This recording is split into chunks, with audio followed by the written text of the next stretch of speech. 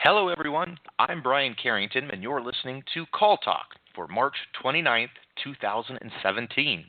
Today's topic is Americans with Disabilities Positively Impacting Contact Centers Nationwide. Now, if you're listening live, I'd like to invite you to be a part of the show, and the best way has always been to send me an email. You can do this by reaching out, Brian at BenchmarkPortal.com. That's spelled B-R-I-A-N at BenchmarkPortal.com. I do want to remind you that all of our shows are archived and available to listen to at any time that's convenient for you. Just head over to our website, BenchmarkPortal.com, and you will find over 7 seasons of our show there. It's amazing. So, speaking of amazing, let's jump into today's show and topic. It's my pleasure to introduce the host of Call Talk, Bruce Belfiore.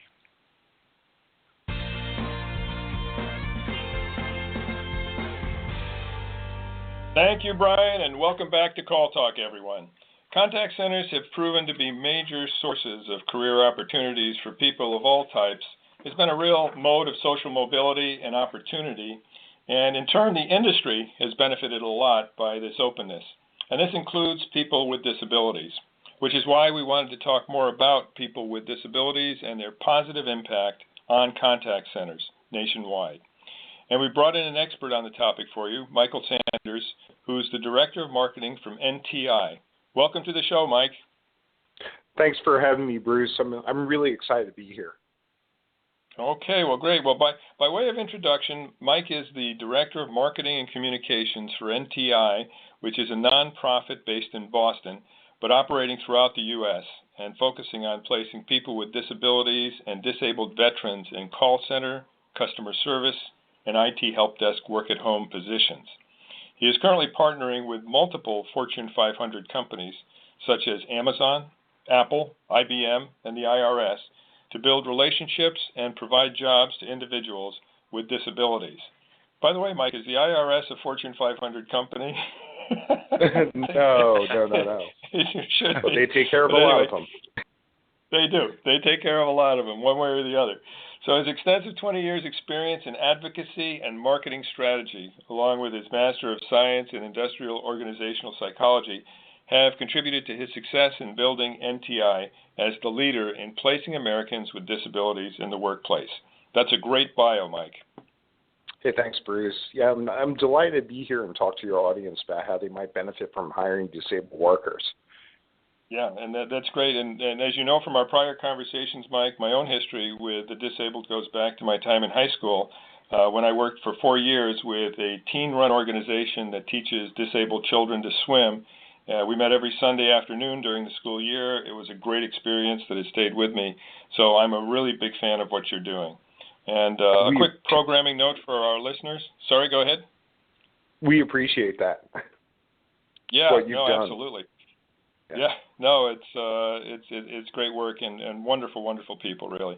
And a quick programming note, in fact, our listeners know that Call Talk is totally dedicated to digging into important topics for call center managers, and we're unsponsored and it's not vendor-oriented. But in this case, since we're dealing with a nonprofit organization dedicated to working with disabled individuals, we're making a partial exception to the rule, because I think it's important for our listeners to understand how they might actually go forward with plans to hire disabled candidates. So with that proviso, Mike, let's proceed. Can you tell me a bit about NTI, the history, and what you do for them? Sure. My name is Miake Sanders, and I'm the Director of Marketing, conducting all the social media outreach, developing partnerships for NTI. NTI was started back in 1995, helping Americans with disabilities and work-at-home jobs. We saw a need out there to get individuals back in the workplace. So it grew over the years. We started developing more clients. In 2012, we started up a new division called Land a Job, which not only allowed people to do work-at-home jobs, but also in brick-and-mortar establishments as well. Well, tell us about the services that you offer that our listeners should know about. What are the types of jobs that NTI offers to candidates that might be of interest to them? Sure. The types of jobs that we currently have out there for our at-home division, they focus on call center, IT help desk, customer service types of roles that they could do directly within their own home. And for our Land a Job platform, we have every type of role humanly possible, from accounting to zookeeping.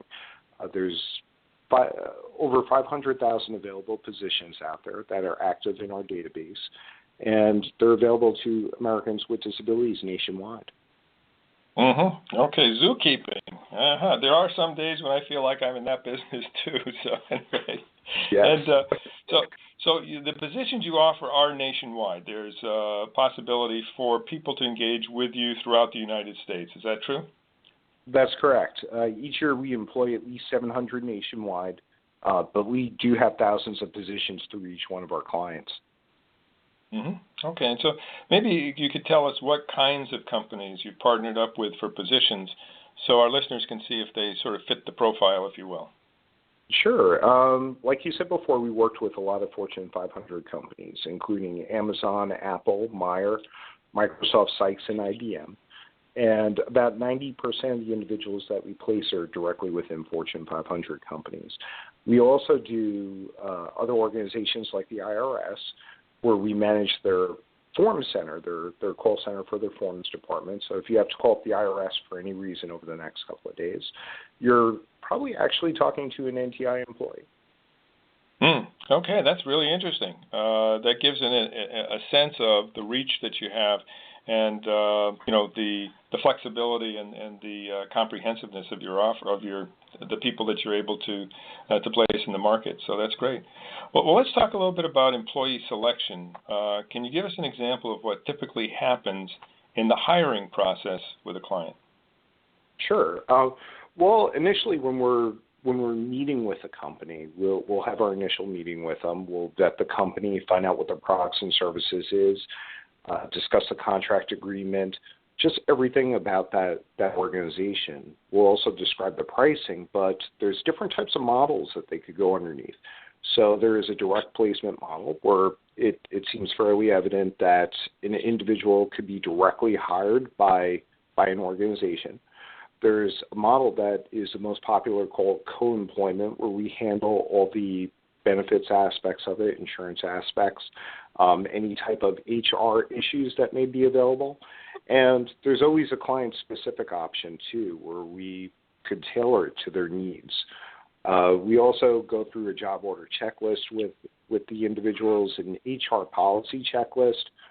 So one of the things that we do offer as a service is handling all the HR issues that exist with employees, and it takes away the headache from our clients. And then after everything's all said and done, they sign it, the recruiting process begins. And we basically take the details of what they're looking for in employees and match them up to what we have with candidates who are applying.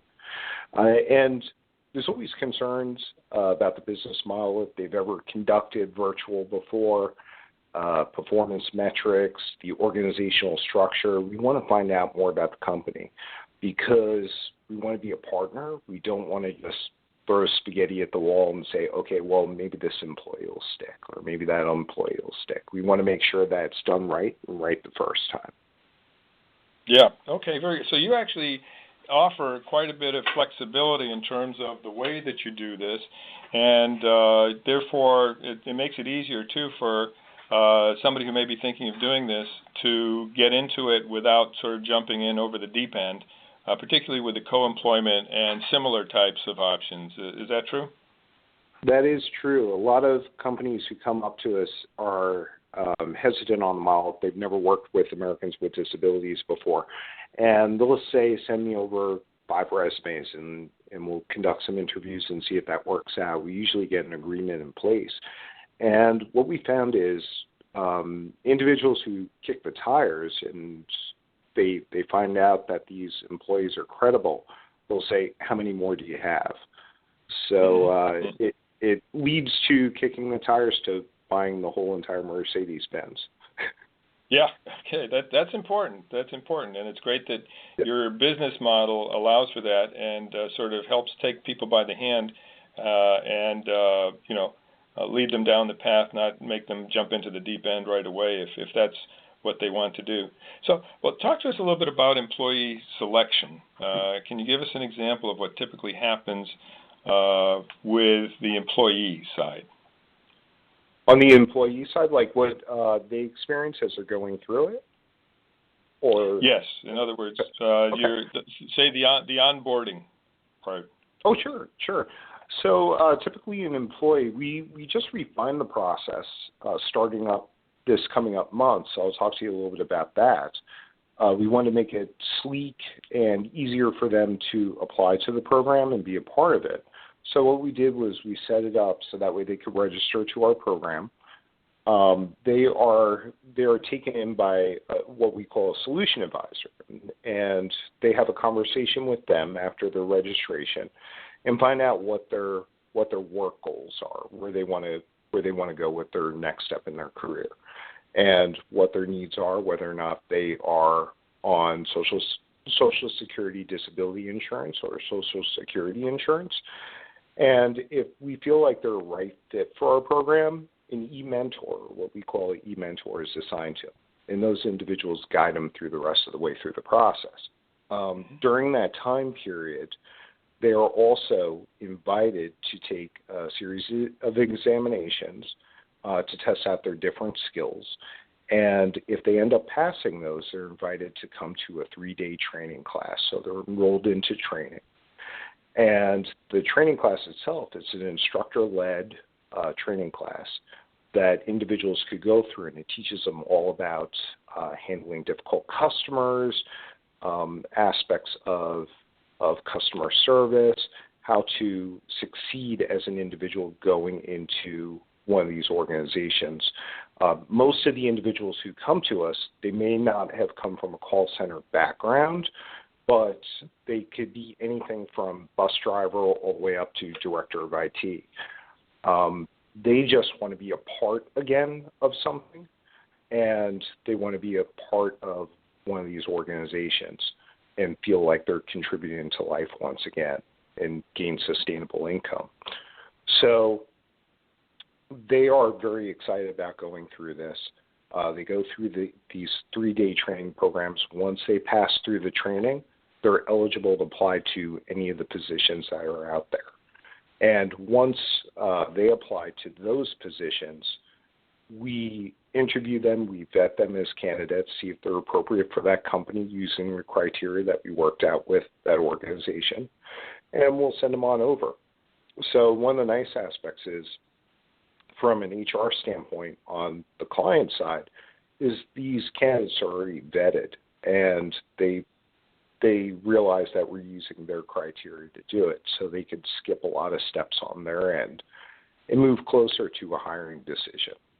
Right. In addition, from a training standpoint, even though we have a 3-day class, we also offer through our online university, which they have full access to, any aspect of our online courses available to them, so that way they can enhance their skills and practice their skill sets, so that way they can do better as an employee. Yeah, no, that's great. So really, you handle the skills screening, the training classes, which include the soft skills, the handling difficult customer skills, and then additional skills that come after that in terms of the courses that you offer. So I remember you mentioning when we got together that you actually have people who have PhDs and are very, very accomplished people who end up working with NTI. Did you want to say a few words on that? Correct. That's correct. I would have to say our own internal call center is probably one of the most educated ones that exists out there. We have people with master's degrees, double master's degrees, PhDs, so they're all able to add an influence in the creation of our training programs, but also give people who are calling in the most optimal experience possible. Mm-hmm. That's great. That's great. And let's talk a little bit about retention. Are hiring individuals with a disability a reliable resource if you look at it from the employer's point of view? Yeah, they definitely are. They should be treated like any other employee up front. In the initial contract stages, we discuss things like accommodations with the prospective employer and making arrangements with the management team so that it doesn't affect their brand or operations. The employees that we do end up hiring out there, I notice that they stay within the positions for a very long period of time, typically within a call center, and I know that the numbers vary on this, but within a year, 80%, upward to 90% may flip on over into an organization, and they won't stay, whereas with an NTI employee, the retention rates are extremely high. On average, we have 4 years retention within a call center, and within special projects like our IRS project, we had people who were there for 12, 13 years working on a project. So, even with issues as well, if anything arises with that, we have our HR services to work along with the employee, and I think that also helps out with managers and HR staff on the client side working along with NTI and their employees, because they have a level of intervention associated with that. Well, that's great. So you have people who are well selected, well trained, loyal to the company, long term. What's not to like? There's so many advantages here. And you indicated that the statistics on retention in a typical call center versus call center with persons with disabilities would favor the latter, really, right? That's correct. Yeah. Well, that's great. So, in terms of a company that wants to partner on something like this, can you describe a problem, situation for an organization and how you were able to help each other? In other words, see if we can place our listeners into an actual situation where they might be able to see themselves. Sure. I could think of two quick ones off the top of my head. As IBM's Ed Wiston stated, working with NTI is where altruism meets good business. And from a hiring process standpoint, we worked along with Amazon, like I said before. They were looking for 5 employees to start off with, and that's what got the ball rolling. Here's where the interesting statistic happens. They ended up asking for another 50. We sent over 50 resumes and individuals for them to interview. They selected 48 out of 50. With any other typical firm that you're going through, a recruiting firm, if you were to ask for 50 resumes, they may choose 1 or 2. So we were able to produce at such a higher rate. It makes sense. We're not wasting their time. And then in another situation that we had, we were working with a Fortune 500 technology company. They approached us on supporting their call center to handle tier 2 support. So they wanted a group of 15 individuals to handle this tier 2 support, and they had no formalized training, no trainers, no staff the staff was borderline in performance. We were able to work along with them to create the training, which was originally on photocopied Post-it notes and loose leaf paper, and be able to create a blended training program with instructor-led and online training. We successfully got the 15 individuals with disabilities up to speed through that training program. The end result was the work-at-home employees outperformed the current employees, and the new training program was instituted within the organization. So not only are we providing just Americans with disabilities to organizations, but we're also providing different levels of service to them too. Because we want to see them succeed. We want to see us succeed. Absolutely. I mean, what's coming out of this is that there's really, at the end of the day, very results-oriented and results-producing. And really, you're doing good while doing good business. And that's to the advantage of our listeners as well. And acting really as a recruiting agency, training, and really, you've indicated that your placements outperform the folks who they normally get. So these are very compelling. I mean, 48 out of 50 recommendations actually being hired by Amazon. That's pretty amazing. And People who work for the IRS for 13 years, did you say? And yes. So, do you call each of your partnerships are called a project? Is that what you call them? Oh, we could. We typically just call them partnerships. Okay. Because I heard you when you said that the person at the IRS was on the project for 13 years, and my first thought was, well, that sounds like a typical government program, right? It's a project. Oh yeah, no, 13 years. But what you mean is that they've actually been faithful employees for the 13 years, and that's fantastic. Exactly. Yeah. Well, I know that NTI conducts advocacy work on behalf of Americans with disabilities. Can you tell us a little bit about that, too? We've been doing a lot. NTI just is an organization that places Americans with disabilities in the workplace, but we also advocate on their behalf for the past 20 years. So this past year, we've been focusing on articles for each of our social media sites on disability days.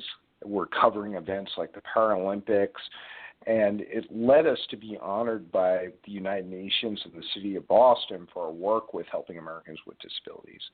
So we had an event at the Prudential Center last December. We had about 10,000 individuals come listen to Paralympians, writers, artists, assistive technology groups underneath one roof to talk about disability. It was really amazing. We're going to continue doing efforts like this throughout 2017. We just partnered with country singer Craig Campbell, Radio Romance, and Michael Sweet to spread the word through television and radio. And we're also taking our approach a little bit differently, too. Last night we were just honored for the 2017 Innovation Award for the Small Business Association.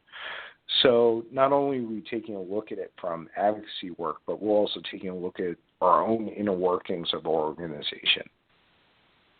Well, hats off to you. I mean, those are great accomplishments, great things that you're doing, and please keep up that great work. Is there any closing advice for organizations just getting started with this sort of project that you might give them?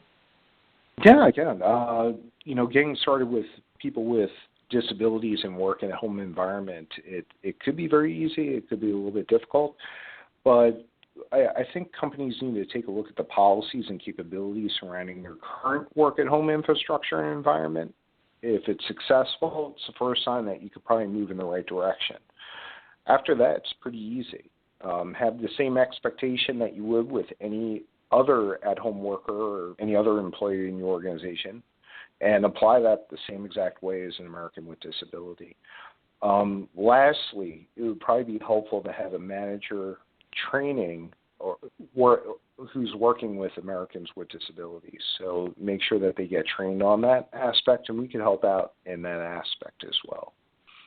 Okay, well, that's great. Well, and as I say, usually we don't do this, but in this case, I want to. If listeners want to get in touch with you, what's the best way for them to connect? Sure. Even if they're just looking for advice or ways to start up things, they could contact me at msanders@nticentral.org, or they could just call up 877-248-8912 and just ask for me. Perfect. Okay, Mike, these are great insights. I'm really so happy that you were able to come and share them with us. And we have some questions that have come in that Brian will now ask. So, Brian, over to you. All right, great. Thanks, Bruce. And I'll let everyone know, if you're listening, that I'll put the email and phone number down below the show. So just scroll down and you'll see it there, so you don't have to write it down. First question comes in from Chris. Chris is asking, we have a premise-based ACD system and no at-home agents currently. So would it be difficult for us to work with your people? Chris, not at all. We've worked with various systems in the past, like Avaya and Cisco, and we've set up call centers from scratch from both a technical and personal standpoint. Our candidates have their own computers set up, and we have our own system requirements in order to make the transition seamless. We've also used cloud-based systems as well. Internally at NTI, we've had employees all over the United States who use Five9. We set them up with an account. They ensure that they have a landline, a quality headset, and the system necessary in order to handle the calls.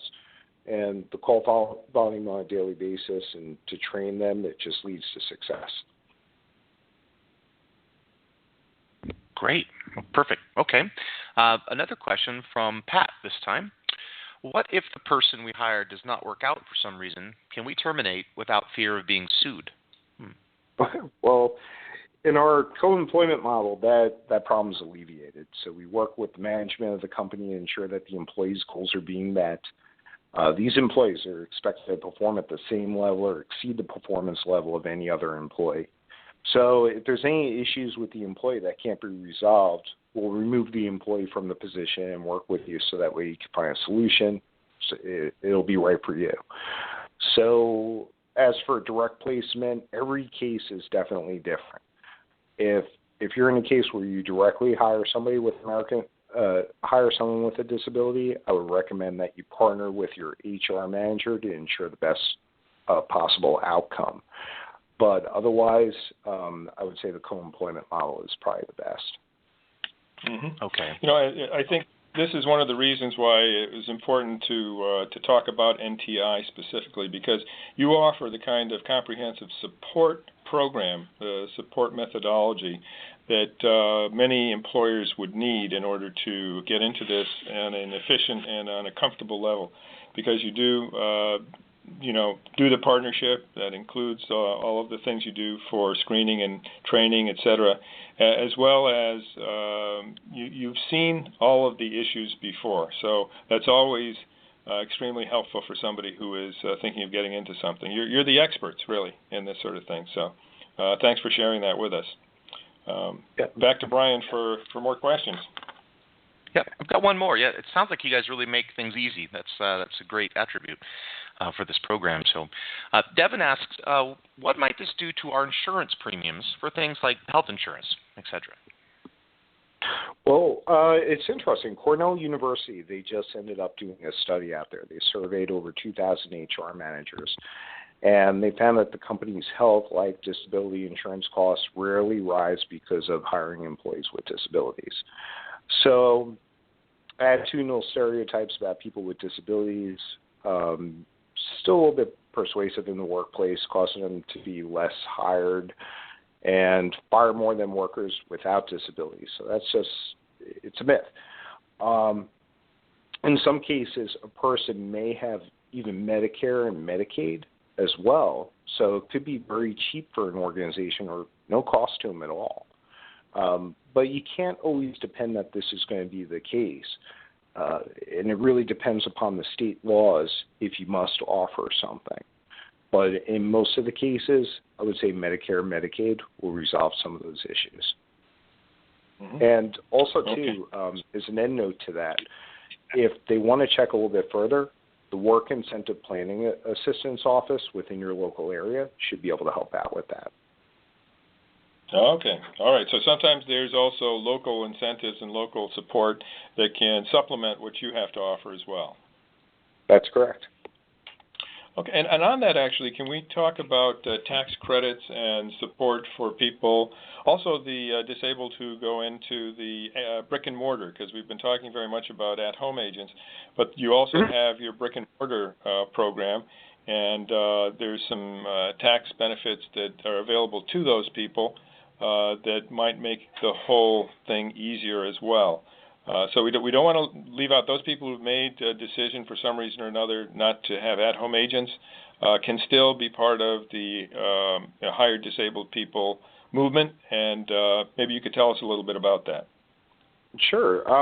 Just to subsidize employers for working with Americans with disabilities, there's a thing out there called work opportunity tax credits.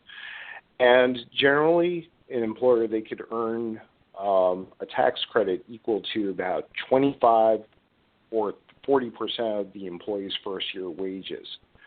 And it gets a little bit complicated when you're taking a look at just an individual with a disability or in a target group, say, for example, a veteran or disabled veteran or someone who's blind. But the steps that they would take in order to do this, they have to basically fill out an IRS form, which is Form 8850, and they're able to send that on in within the first 28 days of the person's employment. And they made it very easy for you to become eligible for this and be able to receive some of those tax credits. There is on the Department of Labor's website a calculator that you can download.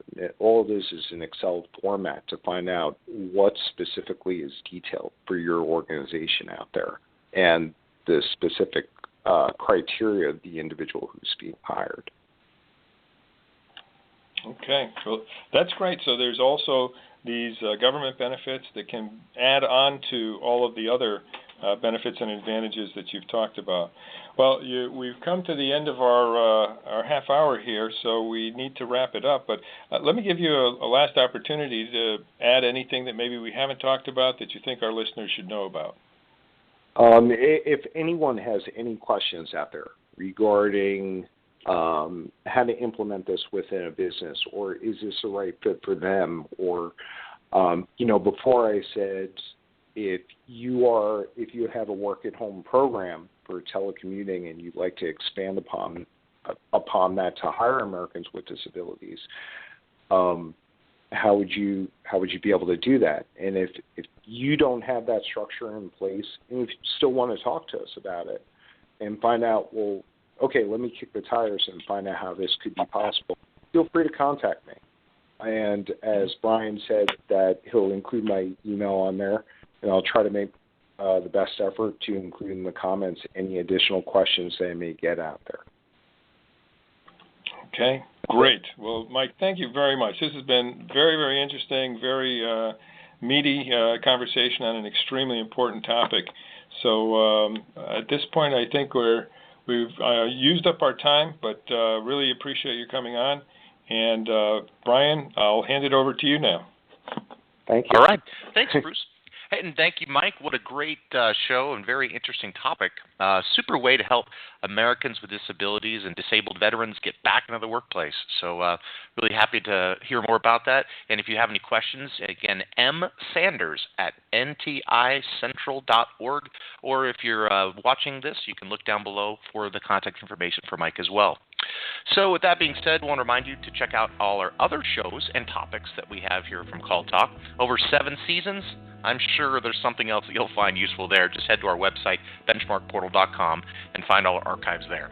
So from all of us here at Benchmark Portal, keep those headsets steady and your fingers ready. This is Brian Carrington signing out. Have a great day.